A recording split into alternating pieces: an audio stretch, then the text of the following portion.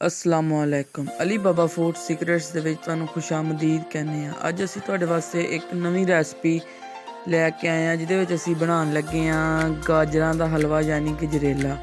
ਚਲੋ ਆਓ ਦੇਖਦੇ ਹਾਂ ਇਹ ਕਿਸ ਤਰ੍ਹਾਂ ਬਣਾਇਆ ਜਾਂਦਾ ਹੈ ਤੇ ਇਹਨੂੰ ਬਣਾਉਣ ਵਾਸਤੇ ਕਿਹੜੀ ਚੀਜ਼ ਦੀ ਜ਼ਰੂਰਤ ਪੈਂਦੀ ਹੈ।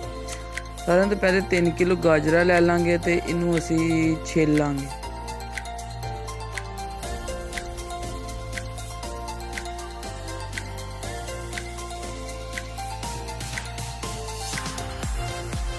गाजर छिलन तो बाद हुण असी कद्दूकश कर लांगे सारिया गाजर।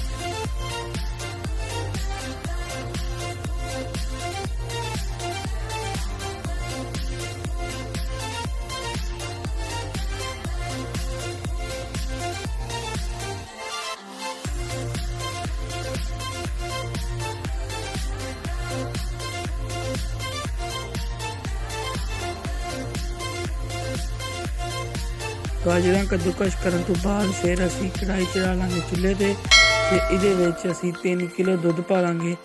3 किलो दुध जिस टाइम उबाल आएगा उहदे विच असी 3 किलो गाजर पा लांगे।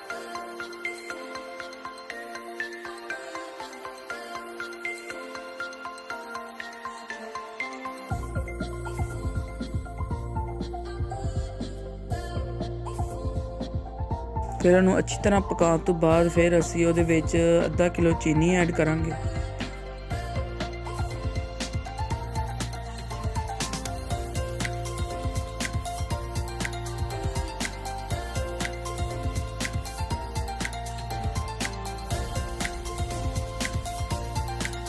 असी 100 ग्राम देसी घ्यो ऐड करांगे उहदे विच।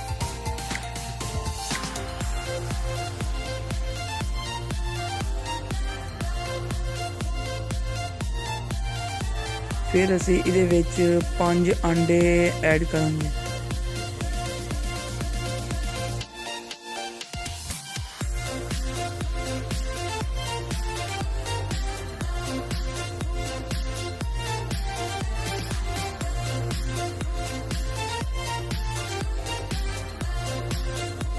लास्ट ते असी मूंगफली ते बादाम ले लांगे।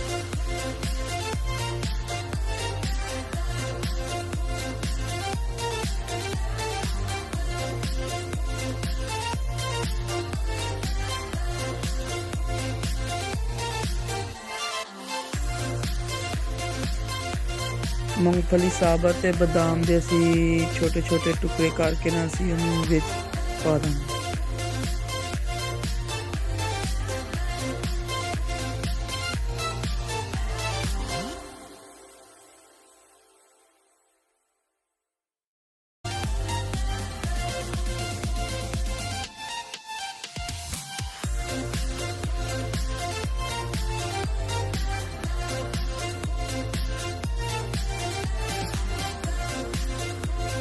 ਇਹ ਹੁਣ ਸਾਡੇ ਹਲਵੇ ਦੀ ਇਹ ਫਾਈਨਲ ਲੁੱਕ ਹੈ।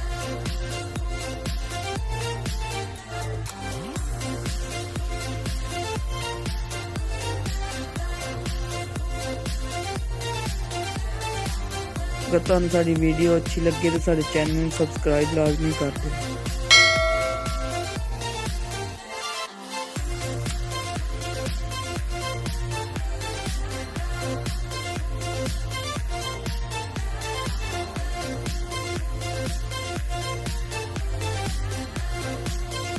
ये जी गजरेले की एक बिल्कुल आसान रेसिपी है।